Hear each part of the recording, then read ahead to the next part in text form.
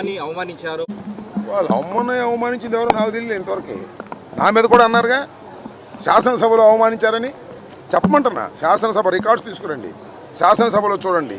వాళ్ళ అమ్మగారిని ఎక్కడో ఎవరో అవమానిస్తే తప్పేది, దాన్ని మేము కాదంటలా. శాసనసభలోనే అంబటి రాంబాబే అవమానించాడని బావుడు ఏడ్చారు. చూపించమంటున్నా నేను. అనవసరంగా అన్యాయంగా వారి తల్లిగారిని దూషించడం కానీ, వారి తల్లిగారిని అవమానించడం కానీ నేను ఎప్పుడు చెయ్యలేదని కూడా చెప్తున్నా. ఇప్పటికి చెబుతున్నా, అప్పుడు చెప్పా, ఎప్పుడు చెబుతా. నేను అవమానించినట్టుగా ఏదైనా ఉంటే చూపించమని అడుగుతా ఉన్నా.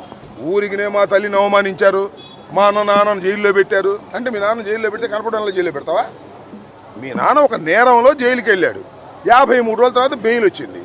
అందువల్ల ఇవాళ కనపడడంలా జైల్లో పెడతాను, జోగి రమేష్ని జైల్లో పెడతాను, చెవిరెడ్డి భాస్కర్ రెడ్డిని జైల్లో పెడతాను, వైఎస్ఆర్ కాంగ్రెస్ పార్టీ కార్యకర్తల్ని నాయకుల్ని అందరిలో జైల్లో పెడతాను.